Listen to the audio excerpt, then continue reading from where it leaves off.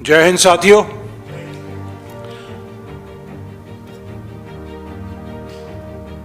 आज की प्रेस वार्ता में शामिल हमारे जितने भी प्रेस के मेंबरान, हमारे साथी फौज से आए हुए सभी लोगों को सलाम, जय हिंद। साथियों, आज बड़ा ही एक इम्पॉर्टेंट विषय लेकर हम आ रहे हैं कि जो हमारे डिसेबल्ड सोल्जर्स हैं उनकी जो डिसेबिलिटी पेंशन है उसको इनकम टैक्स से एग्जम्प्टेड थी, उसको मोदी सरकार ने अपने एक फाइनेंस बिल के जरिए अभी कुछ दिन पहले उन्होंने उसको टैक्सेबल कर दिया है। तो इसको लेकर हम राहुल गांधी जी से मिले, तो एक छोटा सा वीडियो 1 मिनट का आपको दिखाना चाहते हैं ताकि आपको इसका ज्ञान हो। फिर उसके बाद हम प्रेस कॉन्फ्रेंस शुरू करते हैं। ये पार्लियामेंट में राहुल गांधी जी से मिले थे।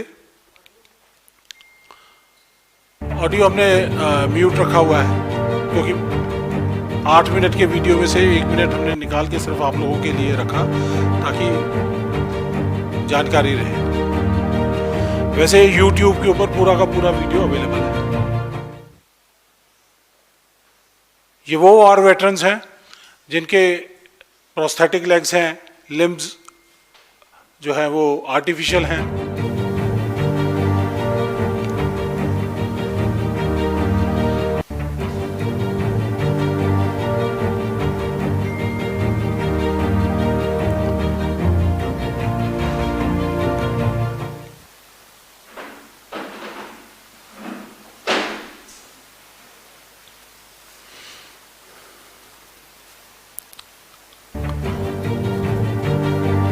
सभी लोगों ने राहुल गांधी जी को मेमोरेंडम दिया जिसके लिए उन्होंने स्टैंडिंग कमेटी ऑन डिफेंस जो अभी हो रही है कल और परसों 19 और 20 तारीख को, तो उसके अंदर वो मुद्दों को इनको सबको उठाया जाएगा और प्रेशराइज किया जाएगा। साथियों, हमारे साथ आज हमारे साथी कर्नल SP सिंह, ये जनरल सेक्रेटरी हैं इंडियन एक्स सर्विसमैन लीग के, और आज हमारे साथ general Satbir Singh Indian ex serviceman movement के चेयरमैन हैं और United front of ex serviceman जो कि 154 संस्थाओं का एक संगठन है उसके भी एडवाइजर हैं।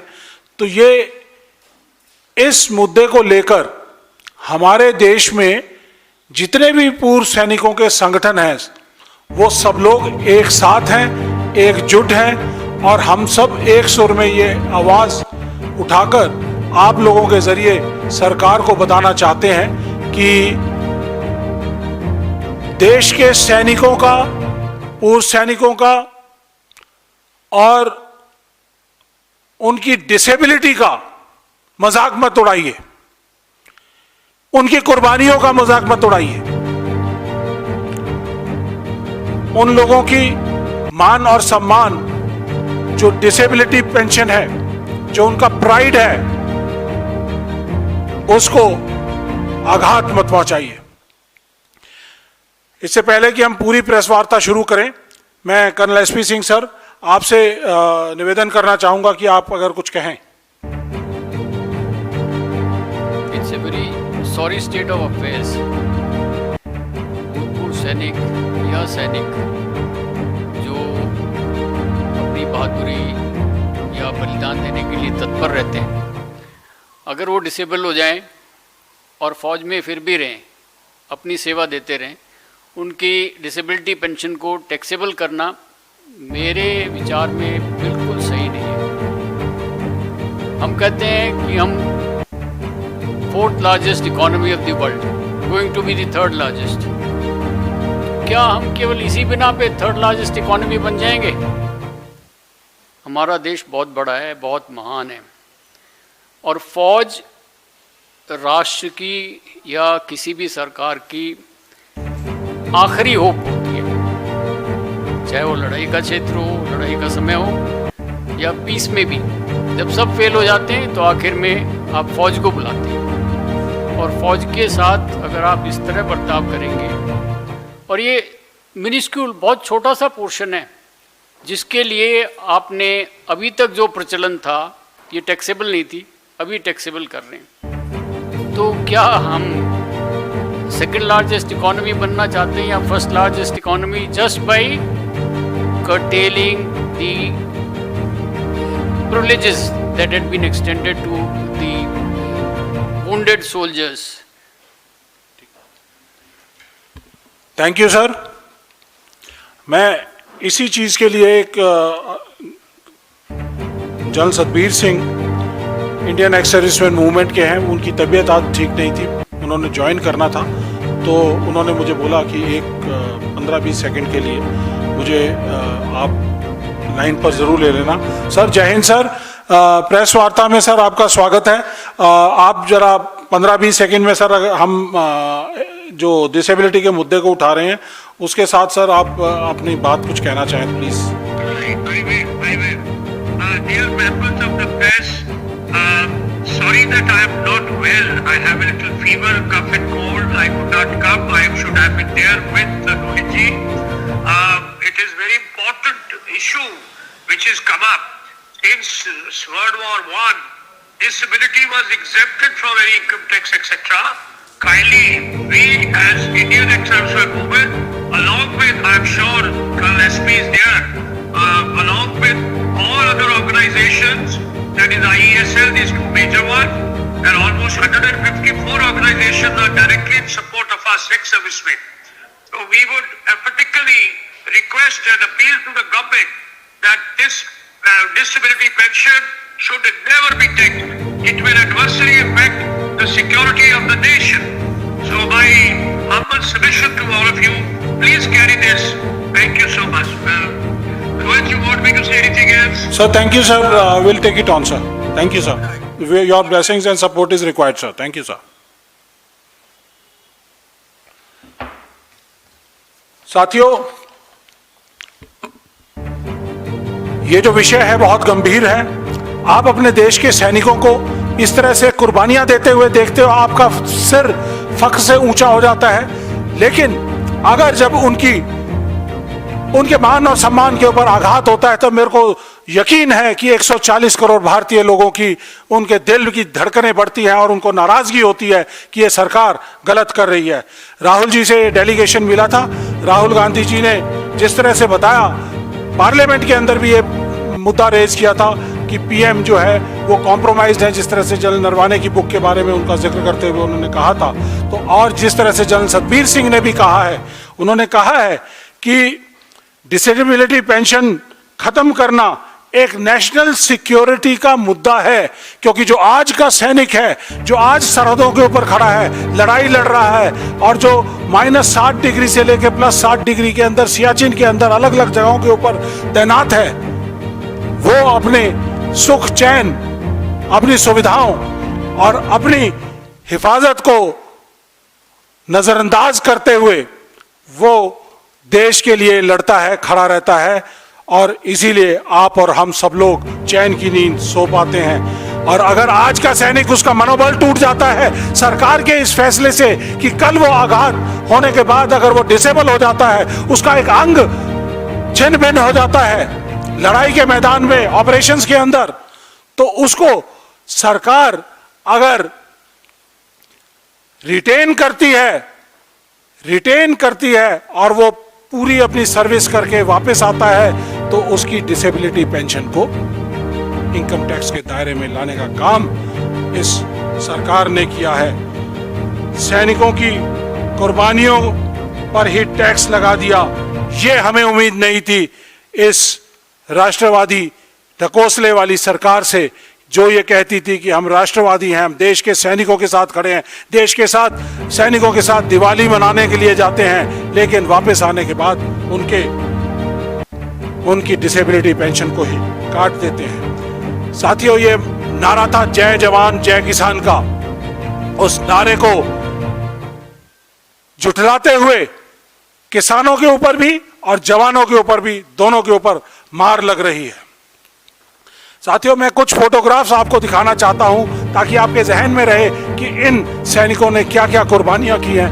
ये डिसेबल सोल्जर्स की फोटो, ये वो लोग हैं इसमें जिनके अंग छिन्न भिन्न हो चुके हैं। और नेक्स्ट राइट साइड पे ये आर्मी कमांडर रहे हुए हैं लेफ्टिनेंट जनरल विजय ओबराय। मैं आप लोगों को इनके बारे में बताना चाहता हूं कि जनरल सैम मानेकशॉ जो हमारे फील्ड कमांडर रहे हैं, फील्ड मार्शल रहे हैं, सेकेंड वर्ल्ड वॉर में बर्मा कैंपेन के अंदर उनके पेट में 9 बुलेट्स उनके पेट में मारी गई थी। और उसके बाद जिस जज्बे से वो अपने इस डिसेबिलिटी से लड़े हैं, और डिसेबिलिटी से लड़े ही नहीं बल्कि देश के चीफ ऑफ आर्मी स्टाफ बने, फील्ड मार्शल बने, और इन्होंने इंदिरा गांधी जी के सुदृढ़ नेतृत्व में पाकिस्तान के 2 हिस्से करने का काम किया। ऐसे हैं हमारे डिसेबल सोल्जर जो रिटेन किए गए थे। एक और चीफ हैं जनरल डेबी रैना, वो उनकी आंख चली गई थी, ग्लास आई गए थे, उसके बावजूद भी वो अपनी लड़ाई और अपने जज्बे से चीफ ऑफ आर्मी स्टाफ बने हैं। लेफ्टिनेंट जनरल वायन शर्मा जिनकी लिम्ब पूरी तरह से क्षतिग्रस्त हो गई थी प्रोस्थेटिक लेग से, Pankaj Joshi ji lieutenant general army commander, lieutenant general Vijay Oberoi, ये सब लोग वो हैं जो सियाचिन की पहाड़ियों के ऊपर भी चढ़े हैं, अपने इस प्रोस्थेटिक लेग के साथ बीपीटी लड़े हैं, बीपीटी दौड़े हैं। ये वो लोग हैं जिन्होंने जज्बा कम नहीं होने दिया, देश के मान और सम्मान को कम नहीं होने दिया। कैप्टन बाना सिंह, कैप्टन संजय कुमार सिंह, कैप्टन योगेंद्र यादव, तीनों परमवीर चक्र विजेता जिन्होंने गोलियां खाई, लेकिन उनको सर्विस में रखा गया, क्योंकि सर्विस में हम ये रखना चाहते हैं, मैसेज देना चाहते हैं पूरे देश को कि ये वो लोग हैं जिनकी तरफ देखकर आप आने वाले जो जवान हैं वो लड़ाई के मैदान में तैयार रहें, तैनात रहें, देश की सुरक्षा के साथ कोई खिलवाड़ ना होने दें। ये मैसेज हम अपने पूरे देश में देना चाहते हैं। साथियों, क्या इन कुर्बानियों के बाद इन लोगों ने पूरी अपनी सर्विस की, सुपर एनुएट हुए, और उनकी पेंशन को इस मोदी सरकार ने इनकम टैक्स के दायरे में लाकर खड़ा कर दिया है। यहां पर मैं यह भी बताना चाहता हूं कि 1922 में इंडियन इनकम टैक्स एक्ट बना था। उसके अंदर पैरा 60 के अंदर कोई प्रोविजंस रखे गए थे जिसमें कहा गया कि इनकम टैक्स कुछ कैटेगरीज का एग्जम्प्ट होगा। उसके अंदर ये एक नोटिफिकेशन है, इसको मैं सबको दिखाना चाहूंगा। 1922 का इंडियन इनकम टैक्स एक्ट, इसके अंदर ये नोटिफिकेशन है, पैरा 18 और 19। इन दोनों के अंदर वो कहते हैं कि जो लोग वॉर वुंडेड हैं, इंजरीज इन एक्शन है, वो भी, और जिनकी डिसेबिलिटी एट्रीब्यूटेबल और एग्रावेटेड है, अदर देन वॉर इंजरी के अलावा भी अगर वो सर्विस कंडीशंस की वजह से हैं, तो ये दोनों के दोनों कैटेगरी के लोग ये इनकम टैक्स से एग्जम्प्टेड है। ये 1922 का प्रोविजन था। और उसके बाद 1961 में हमारा इनकम टैक्स एक्ट दोबारा बना। देश की माली हालत कोई बहुत अच्छी नहीं थी, लेकिन उसके बावजूद लीडरशिप तगड़ी थी। इनकम टैक्स एक्ट के अंदर उन्होंने ये इनकम टैक्स एक्ट 1961 का है, इसके अंदर पैरा 297, इसमें कहा गया कि जो भी प्रोविजंस इसके तहत रहेंगे, जो पुराने प्रोविजंस थे उनको खत्म किया जाएगा, लेकिन इसके तहत जो प्रोविजंस को रखा जाएगा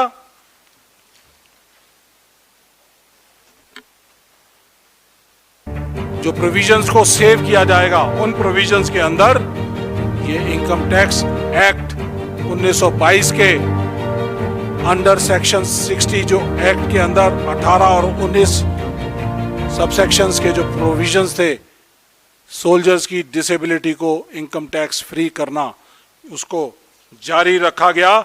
297 2L ये है वो प्रोविजन। और अब देखिए हमारे आज की जो सरकार है वो बाय डिजाइन इस इनकम टैक्स की जो एग्जम्पशंस है उनको खत्म करने की कोशिश कर रही है। ये बाय डिजाइन है।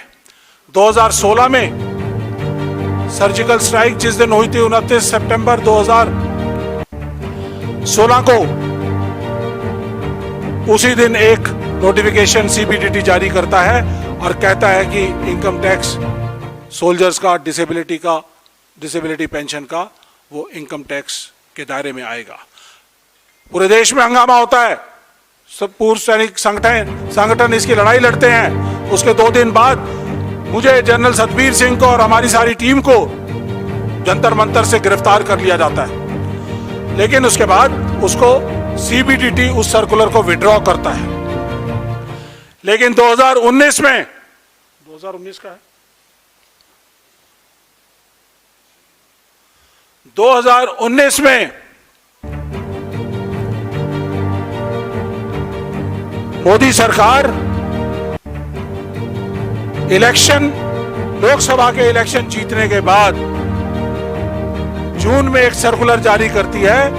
फिर वही नियत, वही इंटेंशन कि सोल्जर्स की इनकम टैक्स डिसेबिलिटी पेंशन को इनकम टैक्स के दायरे में ला दिया जाता है। और इसके तहत यह कहा जाता है,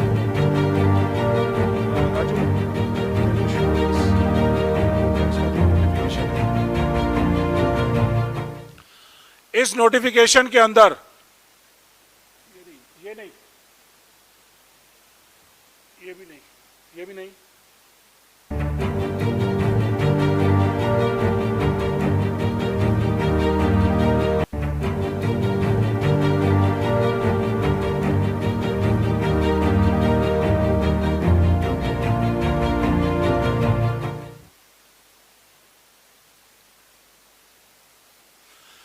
मैं ये बताना चाहता हूं, ये क्रोनोलॉजी आपके सामने इसलिए रखी गई है ताकि आपको पता रहे कि किस तरह से हमारे ये सर्कुलर, मैं आप लोगों को दिखाना चाहूंगा, कॉपी देना चाहूंगा, कॉपी दे दूंगा। ये सर्कुलर नंबर 3 है 2019 का, 24 जून 2019। इसमें मोदी सरकार की जो बदनीयती है वो दिखाई देती है। इसमें वो बोलते हैं कि exemption of service element and disability element of disability pension granted to disabled personnel of armed forces who have been invalidated out on account of disability attributable to or aggravated by such service। ये इसके अंदर 1922 के income tax के act का जिक्र जरूर करते हैं, लेकिन 1961 में जो उस एक्ट के प्रोविजंस को बरकरार रखा गया था उसको शामिल नहीं करते हैं इस लेटर के अंदर।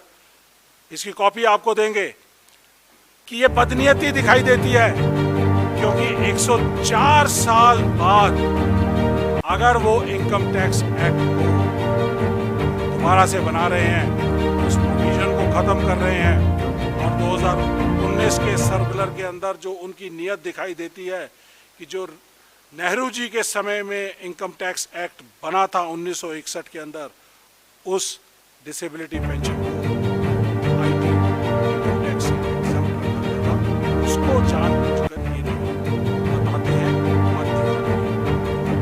और साथियों, आखिर में वो कहते हैं इनकम टैक्स एग्जम्पशन सिर्फ उन वॉर वुंडेड सोल्जर्स को लागू है जो लोग इंजरी की वजह से जिनको बाहर